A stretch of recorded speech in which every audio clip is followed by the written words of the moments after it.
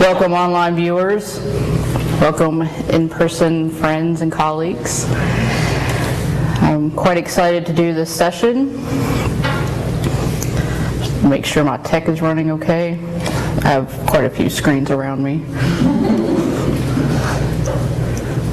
Okay, all right. So I'm Shannon Harper. I am the Educational Technology Coordinator here at Methodist Theological School in Ohio.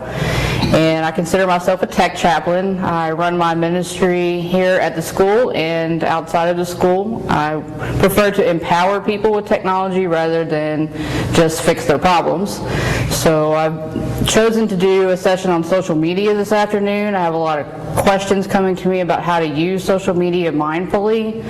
Often we can get sucked into the conditions of this world. Social media is very high energy platforms available to us, and they can be life-giving or life-sucking. I'd like to address some of those issues and step through how we can better use the tools that are available to us so that we can do ministry with the people in the streets. The streets are online now, so what can we do to keep ourselves healthy mentally and spiritually while still engaging with the public? So I consider social media to be a catalyst for change, and so we've had social media for a little over a decade. It's an everyday tool for many people in ministry and nonprofit agencies.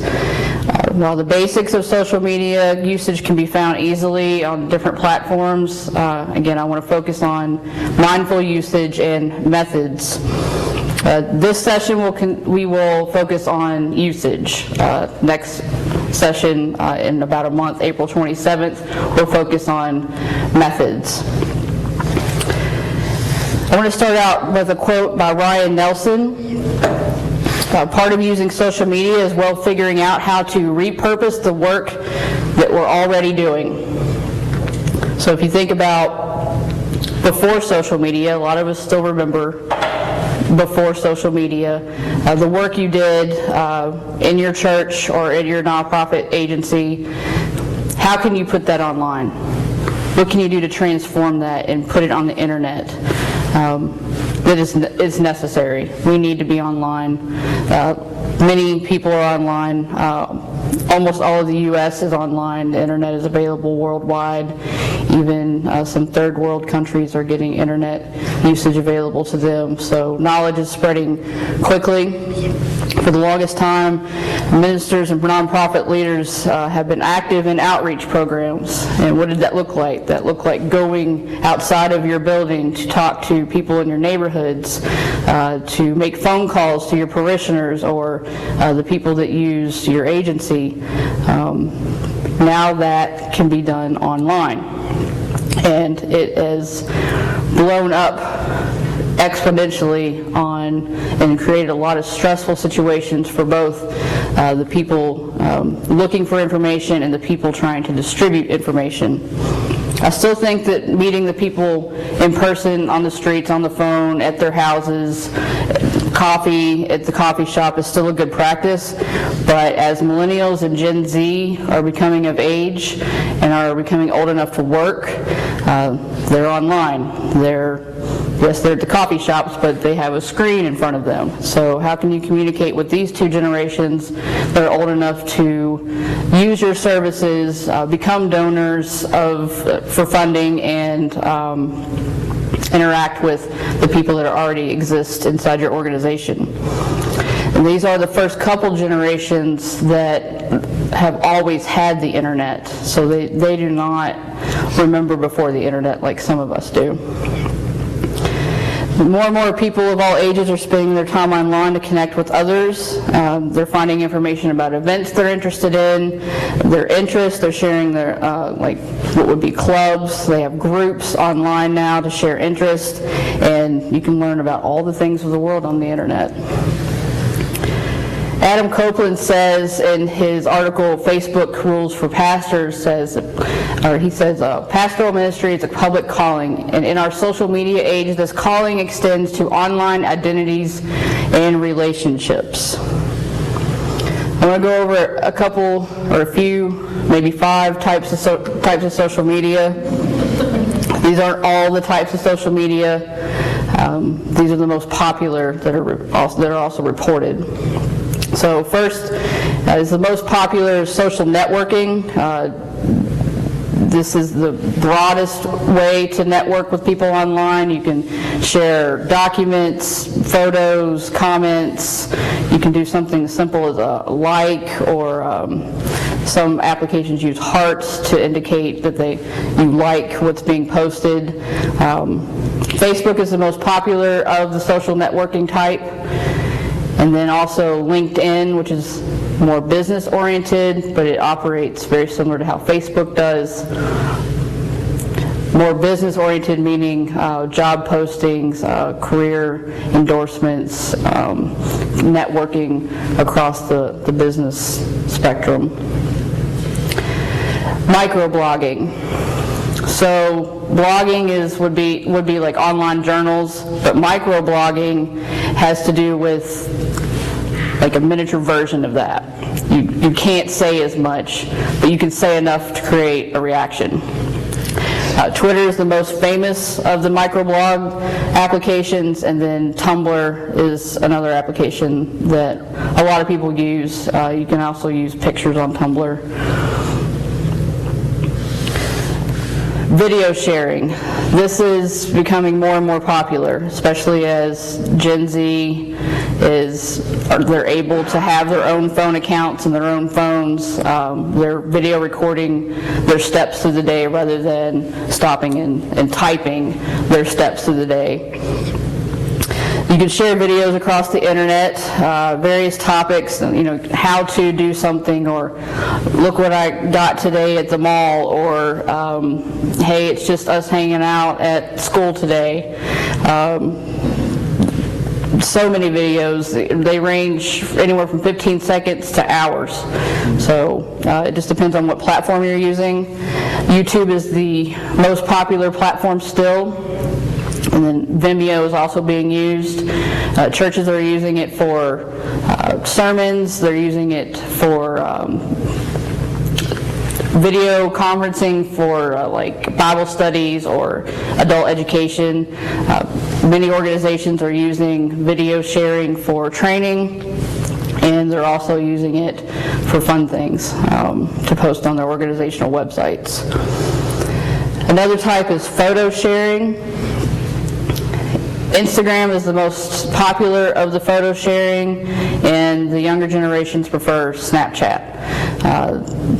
This also is becoming more popular than using a text-based app or social media platform. With the photo sharing, it literally is photo sharing. You have minimal ability to share text, or you have some ability to do microblogging with some of these platforms, but it's really mostly about the picture sharing. And then you have bookmarking social media sites. This is like photo sharing to the max. You can create visual, virtual boards of a sense. So you like this picture, you like this recipe, you like this quote, and you can combine it into little containers.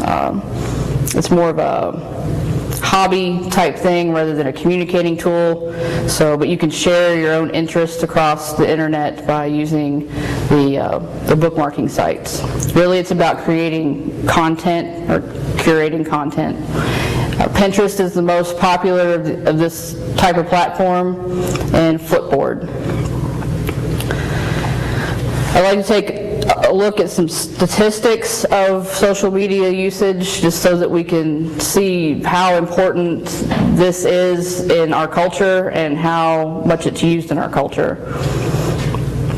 So, from our good friends at Pew, they shared some statistics in the last year of how social media how adults 18 and over use social media.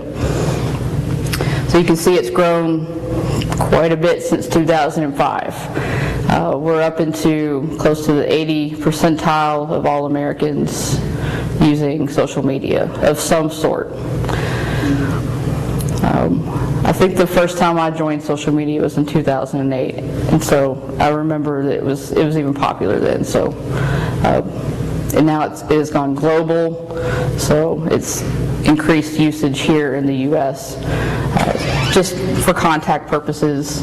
People like to stay in contact with their families across seas and with each other here in the U.S. And of course, we have more and more technology users. So as people develop more apps and more reasons to be online, then we have an increased usage of social media.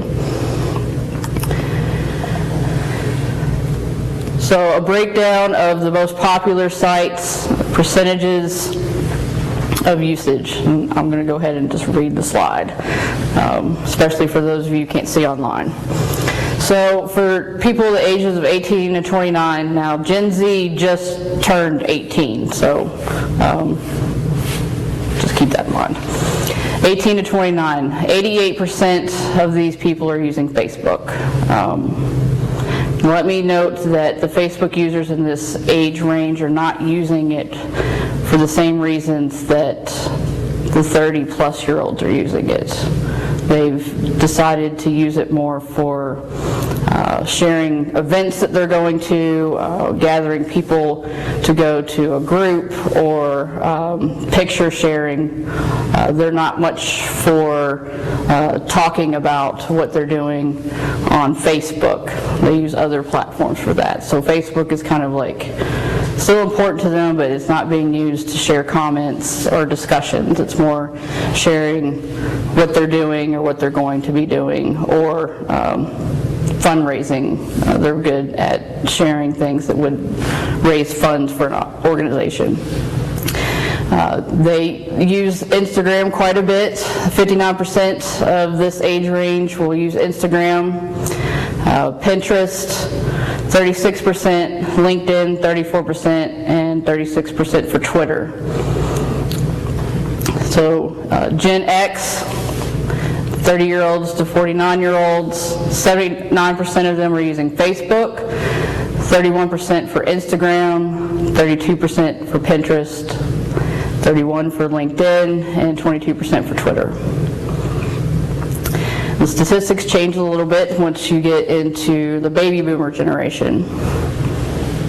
61% of Facebook use, 61% of them use Facebook now. This is where we start getting into talking, more conversation, sharing content with each other that's more text-based and less photo or video-based.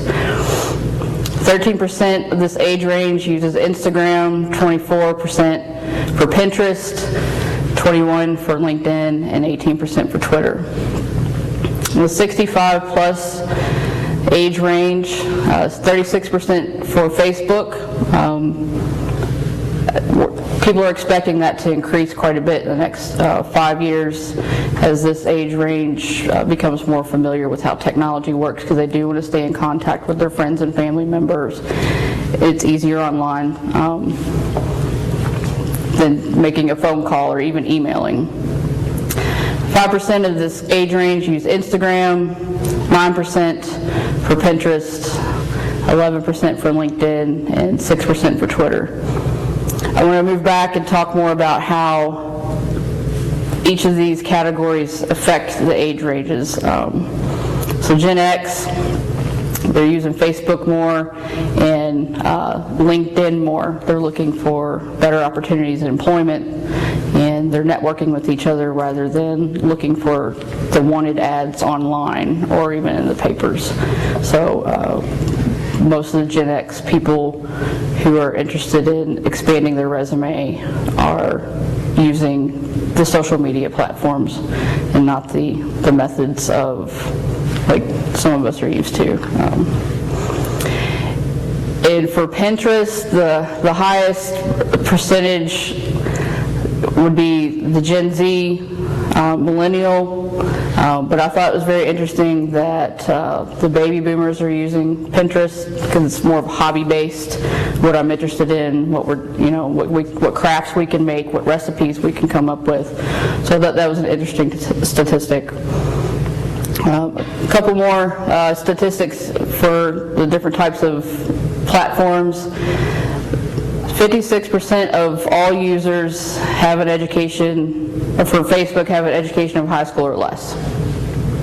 And we'll move across the board. Instagram, 19%, Pinterest, 18%, LinkedIn, 9%, and 14% for Twitter. 77% of Facebook users have some college experience. Instagram, 35%, Pinterest, 31%, LinkedIn, 25%, and Twitter, 24%. And college graduates, 77% Facebook. Now, just keep in mind Gen X. They're using social networking for job opportunities. It's real popular for them to do that. 32% for Instagram, 33% for Pinterest, 49% for LinkedIn, and 28% for Twitter. And I wanted to name these out specifically for the online users who may not be able to see this graph very well. So there's plenty of people that use more than one platform. And there's plenty of people that use more than one platform more than once a day. I wanted to point out that social media is definitely a part of our present time. So statistics on people using Facebook on a daily, weekly, less often. So this is what we're seeing here. I'm not going to go through all these, but you can see by the darker colors is daily, the lighter color is weekly, and the less often is the light gray color. So you can see that people are using more than one platform and they're using them often. Important for your ministry and your nonprofit marketing.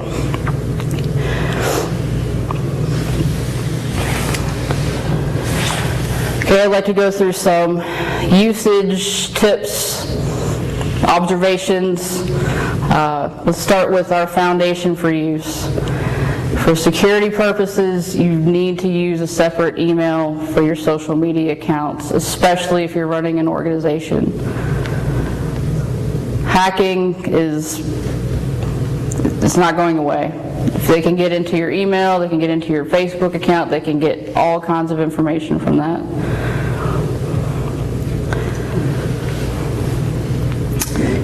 When you're using social media, you want to create some sort of safe foundation for yourself, mentally, spiritually, emotionally. You know how to do that for yourself. You can tell when you're becoming overwhelmed with what is happening in front of you, whether it be reading a comment on social media or meeting with a person and becoming anxious. You know your own boundaries. So building your own foundation for use for social media is probably the most important piece of mindful usage. I can't express enough how important it is to build boundaries. Think about how you would do your day-to-day life in person with people that you interact with. You should carry that into your online life as well. Again, the concern I hear the most from ministers and leaders is I'm being drained. It's taking life from me. I'm losing sleep. I'm worried. Like I'm hearing a lot of language that would say that they're not healthy and they're not being able to move through even their daily lives because of a comment that was made yesterday on Facebook. So creating boundaries is very important. The whole world essentially has access to you when you have social media. Some people use multiple social media accounts to separate their business and personal lives. It's somewhat effective more for yourself behaviorally, but again, the whole world has access to you either way. You can sit down and set up your own best practices. There's plenty of literature on best practices for all kinds of things. You can bring those types of things into how you use social media. One thing I want to point out here in this section is being connected to minors, people 18 and younger, is a very risky situation. Youth leaders would want to connect with minors, but again, set up your own best practices and be mindful of the laws. My suggestions for connecting with minors would be don't use private messages with them. And if you do, make it a group message, like the whole youth group. If it's something you need to communicate with them one-on-one, include their guardian or parent in that message, like you would an email, like a CC or BCC. Or you want to protect yourself and also create a space for them to feel safe. There's many incidents where the minor and the adult had a conversation and things were miscommunicated and an issue came to be that it just gets real ugly. Privacy settings can be helpful in social media platforms, but they don't protect you from everyone. An example would be parishioner Jill may be a good friend of yours on Facebook, but you're not sure if you want to be friends with parishioner Bob, and you say something and parishioner Jill doesn't like it. They take a screenshot and they email it to parishioner Bob. So you think you're not sharing your content with other people, but you're always at risk as long as the option for screenshots and cameras exists in our society. So they can help you, the privacy settings, but you're not safe from everybody. Similar like how you operate with a set of hours for your business, maybe do that for yourself with social media. 2 hours of exposure is probably the best practice for minors. For yourself, you really have to weigh that out. There's plenty of information that I've read that, I don't know, 8 hours of usage for adults, and that's during work, at home, like you combine it all together, it's taking a lot of people's time. So you can tell if you're overwhelmed by a situation or not. Just be mindful of that. So Scott Gibson in his articles, Setting Social Media Boundaries for Kids and Teens, he points out the law for minors. The recommended age for social media usage is 13 years old.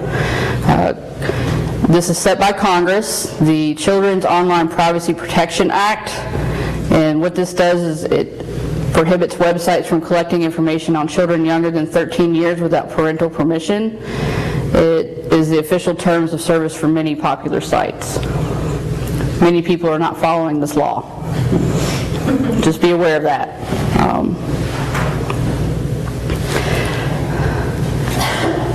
So you don't have to accept all friend requests or followers. You don't have to. That's a boundary you can set for yourself. You don't have to allow people to bully you or others that are commenting on your social media platforms. No is a complete sentence. So you can say no to yourself, you can say no to them, whether that's not interacting with them or just taking a step back and composing yourself before you respond.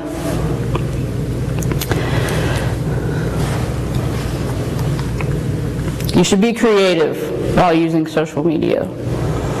You want to create opportunities for something that makes you happy, feel good about yourself, things that are fun and create laughter for you and for others. So when sharing or interacting online, be creative. Be your creative self. Even if you're a painter, share your art. If you are a musician, share your music. Things that lift people up and make them feel good in yourself. I highly suggest avoiding rants. When you rant in general, there's something that happens to yourself that brings you down, and so if you put that on the internet, you're spreading that to others. So if you're unhappy about something, maybe that should be a private conversation with your closest friends, not something posted publicly for everyone to join in on that energy with you. That it's a ripple effect.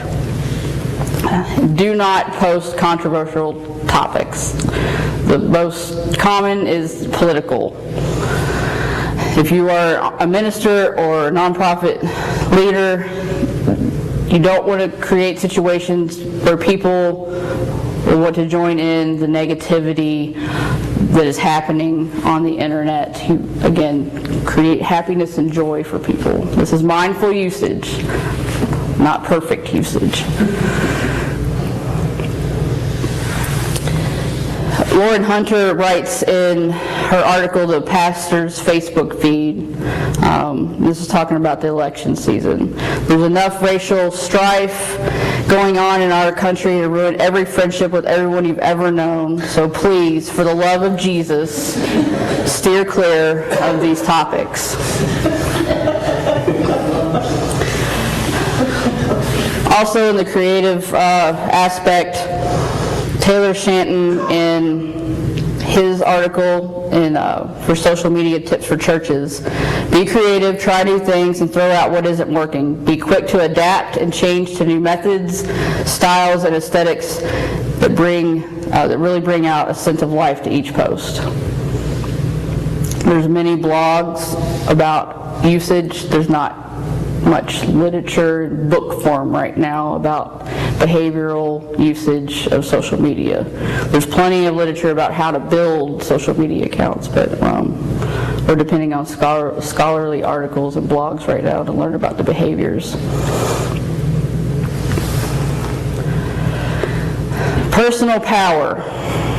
So personal power with mindful social media usage. You definitely want to produce opportunities that will enhance your own identity, not degrade it.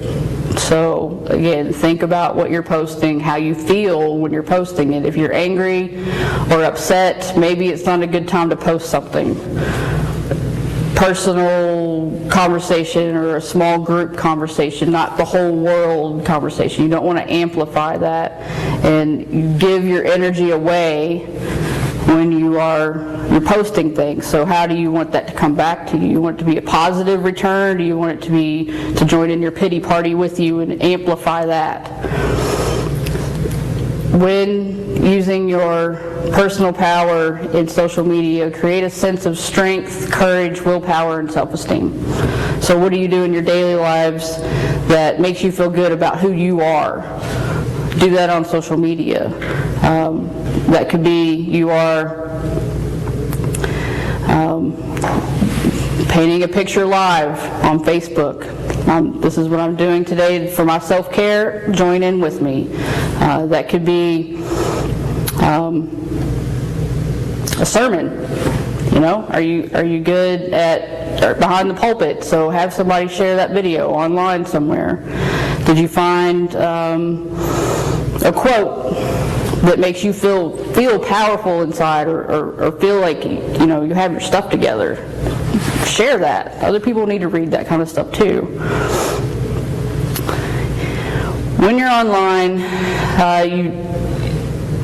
if you start to feel yourself come down, feel sad, get depressed, angry, those types of emotions, step back.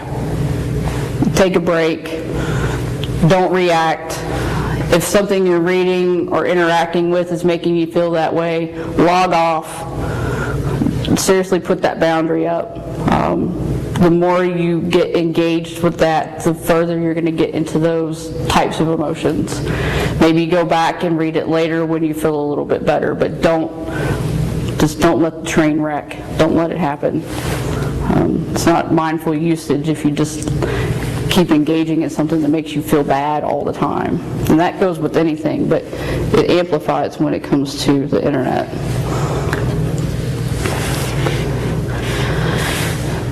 Margarita Tartakovsky, in her 10 tips for setting boundaries online, says that sites like Facebook can become a black hole, sucking your time into the abyss if you let them. It's easy to feel powerless, especially if you're using social media sites professionally and want to build a supportive circle. So think about how that works. If you're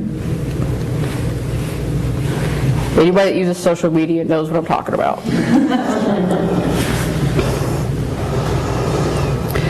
Something else you can do with personal power is to let people know you have pets. You take the trash out. And your kids, play sports. And the silly things too, like, I don't know, I tripped on a rock today, and I don't know, the silly things, like, and the jokes with your kids, if you're having a funny session with the family, maybe just a 15-second recording of the laughter.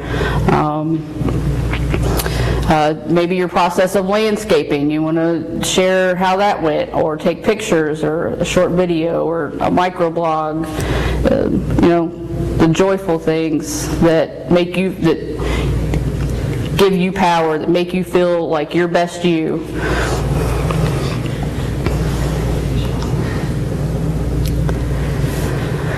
Use compassion on social media, and this can be very difficult.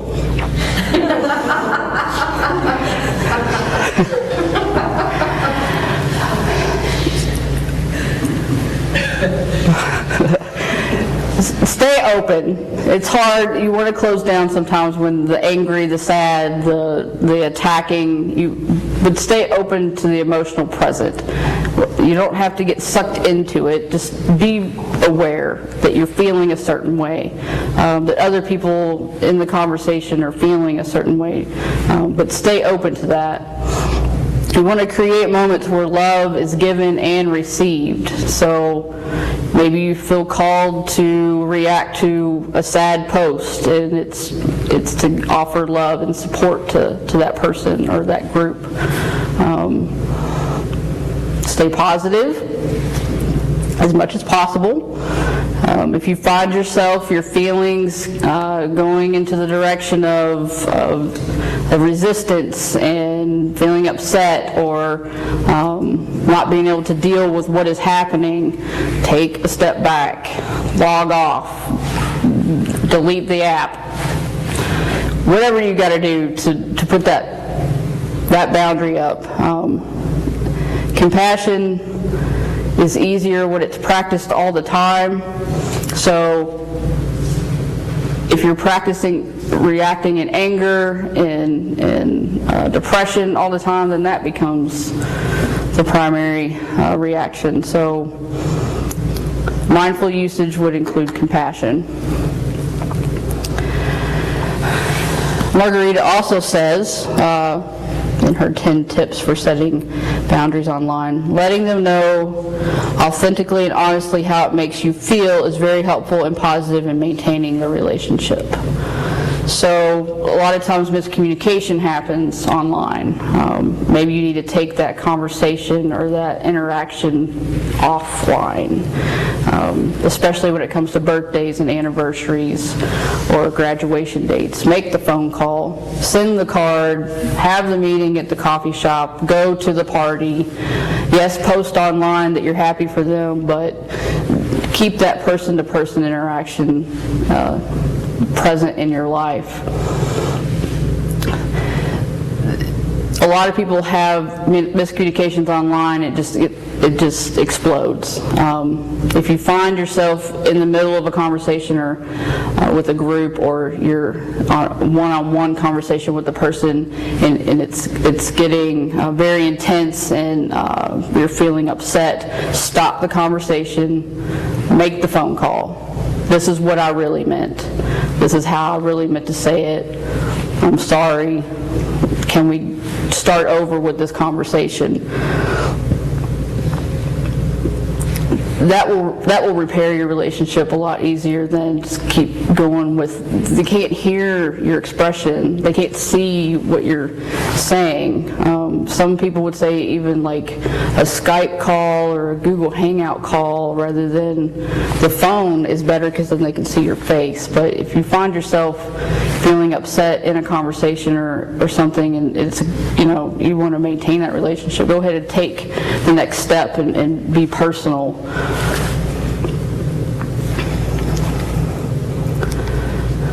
So, communicate. It's obvious that social media is about communication, but how do we communicate mindfully? Be clear.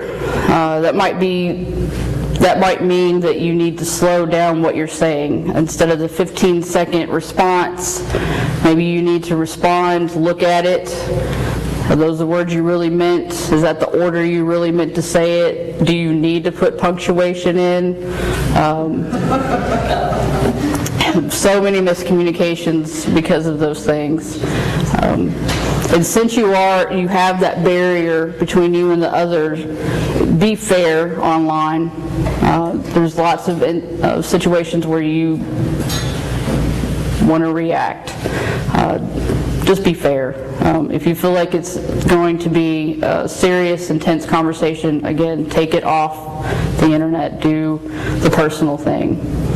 And be truthful, especially when resharing things. Is it true? And do you want to amplify something that's not true and have your name on that?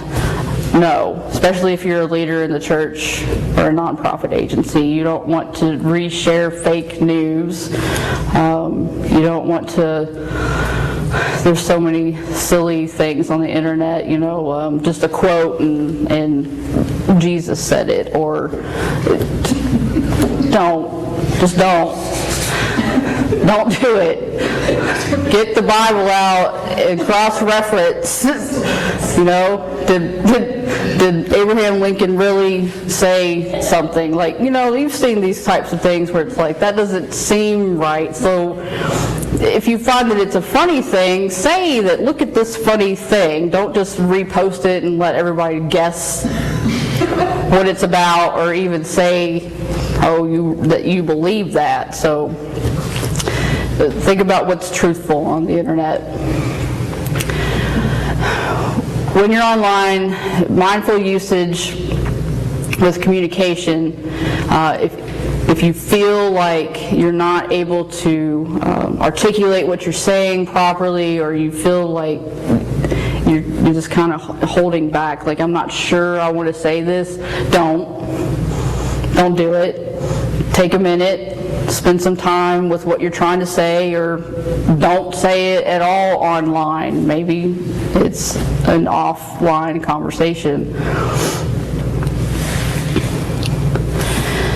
So Lauren Hunter says, as pastors, connecting with your parishioners via your personal Facebook page is needed and even required to be authentic in your church community and in the lives of the people you aim to serve.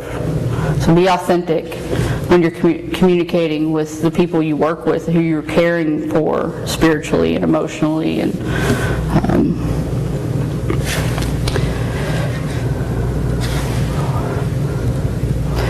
direct messages, that happens on Twitter, Facebook, well, lots of platforms where you just see the one-on-one messages. Jay Caruso says, don't use a service to set up direct messages when you're a pastor or you're a nonprofit leader.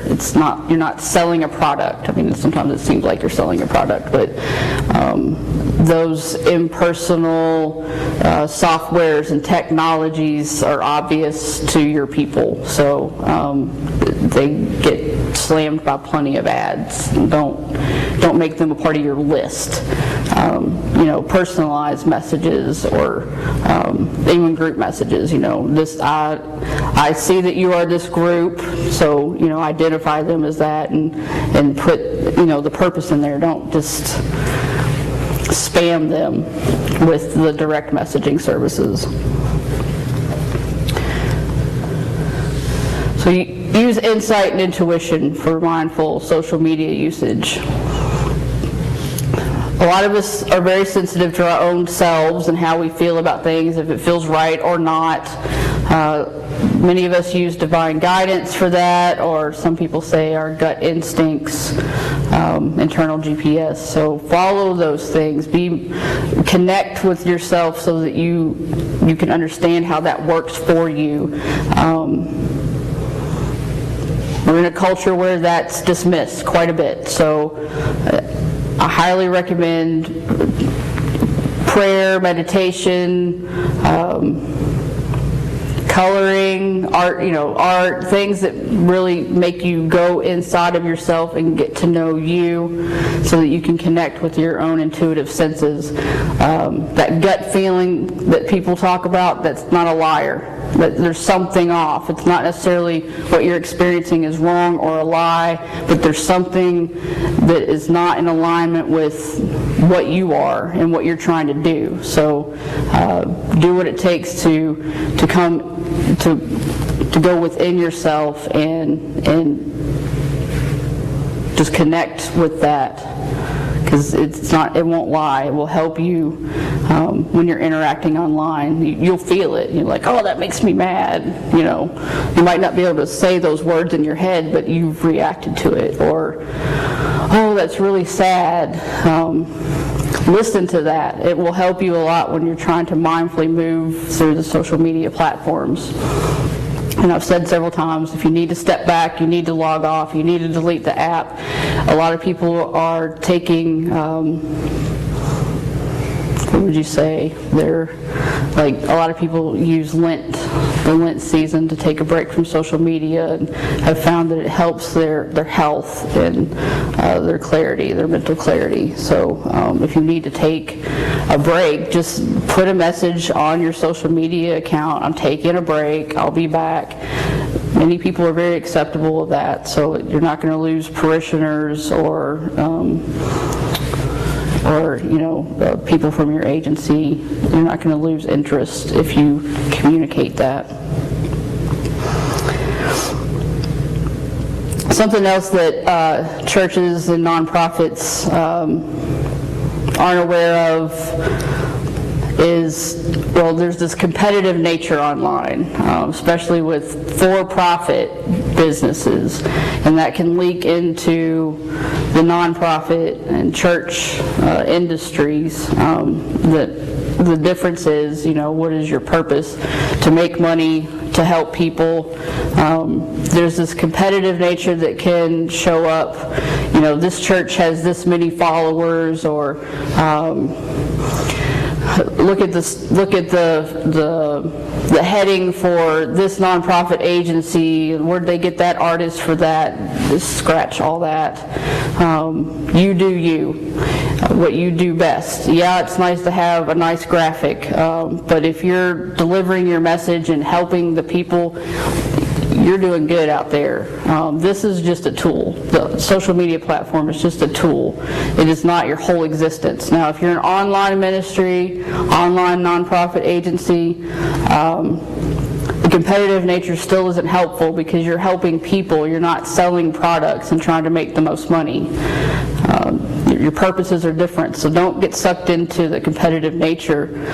So if you start feeling like I need to be better than that church or that organization, just cut it out, knock it off. It's not what you're doing, but it's easy because we're in a capitalistic culture.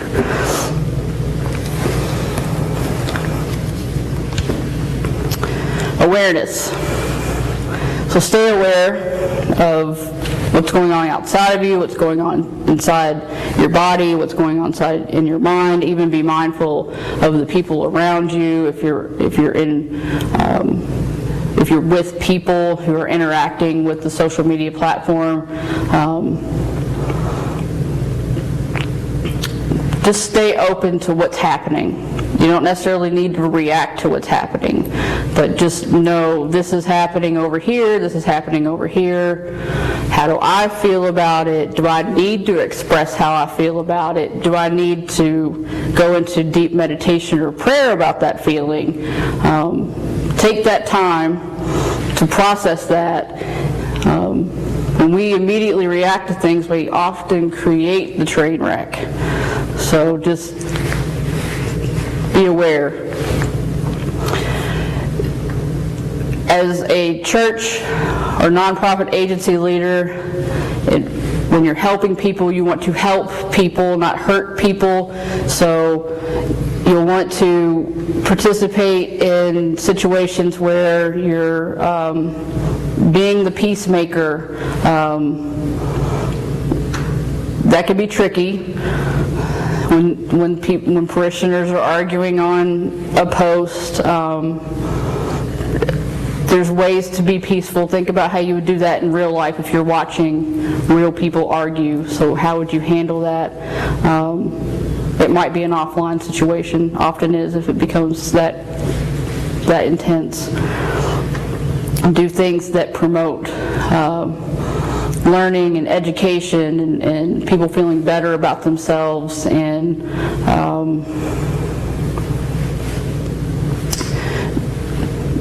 be the enlightening person in the room, per se, okay? Mindful usage of social media. You don't want to amplify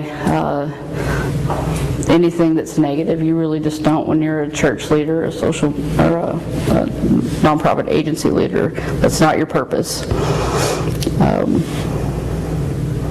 If you find yourself clogged or foggy or not being able to think right, or just it's so powerful, your reaction, that you're not able to go from A to B in your head, just take a step back, avoid the situation for a minute. Maybe it's not meant for you to respond to, but that reaction, listen to that.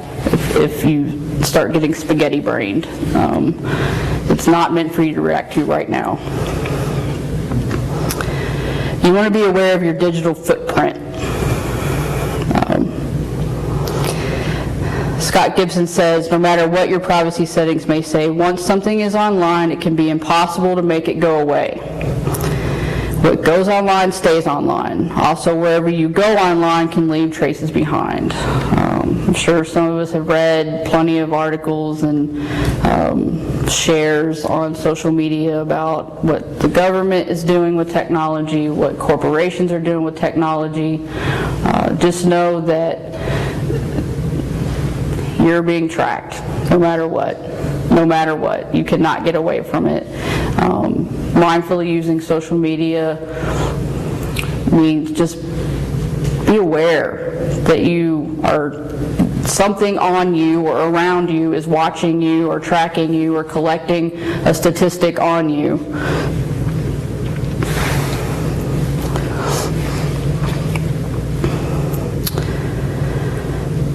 Also, something else you could do in the awareness is understanding what the different platforms do. So educate yourself on what these platforms do. You don't want to try to send a paragraph on Instagram when Instagram is a picture platform. You don't want to bombard people with pictures on Twitter so much. Like, follow the suit there on the platforms, and if you're confused about how that works, there's plenty of information on each platform's help pages. So try not to get stuck in a lot of the younger generations will judge you on how you use the tools. So you can educate yourself and be aware of how that works. Okay. Q&A session. So I have in-person people, and I have Facebook and live stream people. So if you have questions now, go ahead and type them in, or welcome you to ask them. Go ahead. Shannon, you talked about, briefly, you mentioned some people who may choose to have an individual personal Facebook identity and then a professional Facebook identity. And I guess two parts. One is whether you have a strong recommendation on whether or not to have two different identities on Facebook. Then the other is I know of one pastor who will accept anybody in their congregation as a friend on Facebook. I know one who will accept nobody. And then you mentioned the possibility of accepting some people as friends from your congregation and not others. Out of those three options, is there one that seems to work best for people? Okay, so the first part of the question was multiple Facebook accounts. Technically, Facebook, that's against Facebook regulations. So if you have Reverend Billy Bob and Billy Bob, and Facebook tracks that, they will make you cancel one of those. So you are breaking their rules. Plenty of people do it, especially when they're in a pastoral role. So, but just know, Facebook could contact you and make you cancel one of those. And in setting boundaries and setting up your own best practices, think about how you do things in real life, but know that everybody's watching you. So you invite Kenya over for dinner, but you don't invite over Kristen. Who's that? Right? But neighbor Jim saw that and is going to go to church on Sunday and talk about it. So how are you going to handle that? I wouldn't play favorites. You're either going to friend your parishioners or you're not. If you're going to have favorite parishioners, that needs to be a private situation that the whole world's not watching. You really get yourself into trouble with that. So, and with the extremes of not friending people you work with, you're missing opportunities for ministry and education. An example would be people who are suicidal. Many people will post their last desperate thing online, and if you're their pastor or you're their leader of some sort, and you miss that, and you had an opportunity to catch it, how's that going to make you feel? How's that make you look? So think about that. That's an extreme example, but it's common, where things could have been prevented or changed if someone had just been present online and they had the rule of, I want that boundary. So make that best practices list for yourself and how you conduct life online. So I encourage people to connect with people, but set the boundaries and know that you're being followed. Even if you set those boundaries, I'm not going to friend my parishioners. Again, people can record you, take your picture, post about you. You can't really get away from it. Just set your own boundaries of how you're going to react. We have a question on Facebook. How effective are personal disclaimers when separating work from personal lives? People do what they want. You can set up your own boundaries verbally online. It's up to you to make that happen. If people are crossing the boundary line, you have the right to unfriend them or unfollow them or give them the 3-strike, you're out situation. You have that right. So if you've allowed someone into your space and they're not respecting that, what would you do in real life? You wouldn't just let them keep doing that. And if you need to report it, then report it. Take your own screenshots. Protect yourself. But people are going to do what they want to do. So, any more questions? Questions in the room?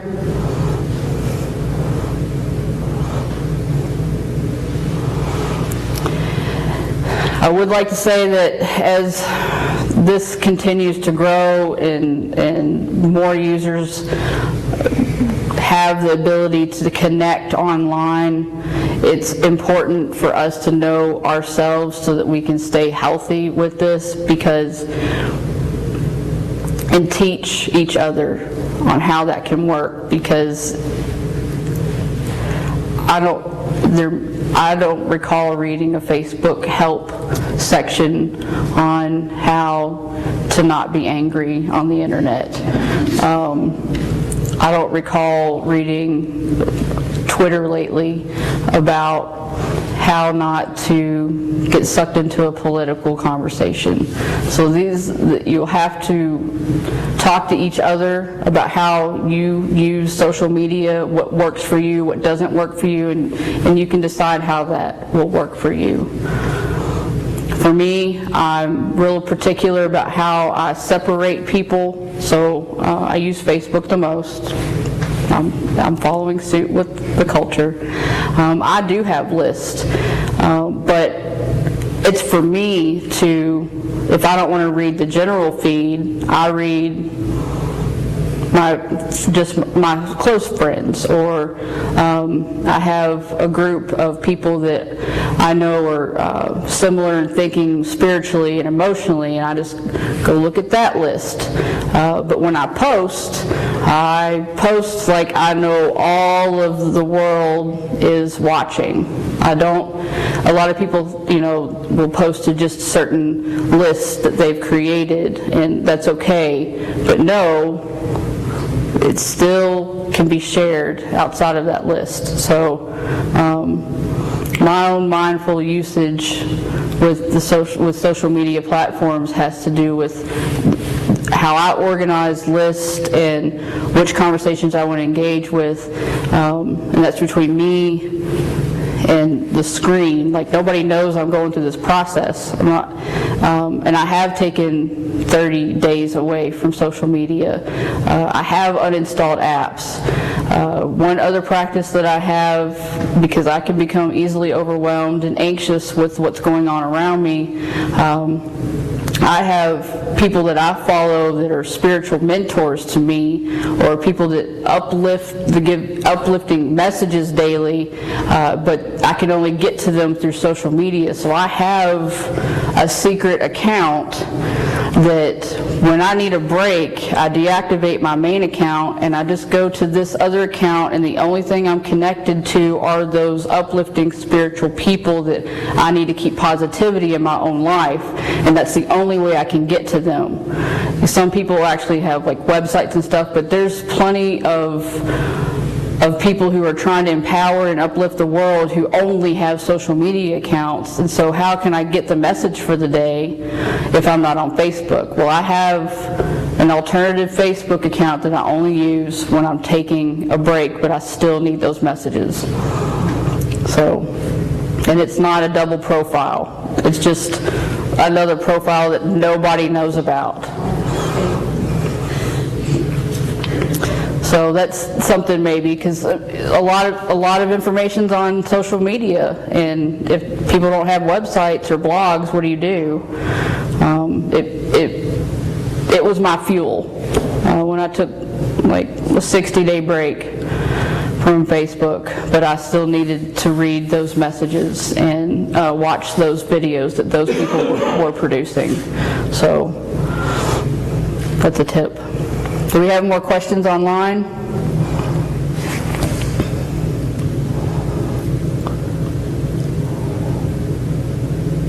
No? Okay. Well, thank you, everyone.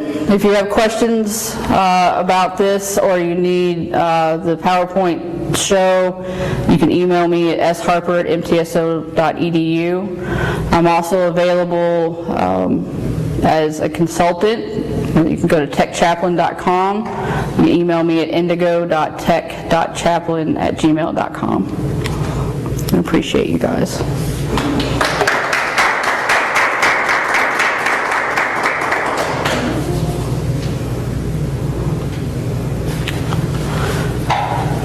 Is there a place those resources are available?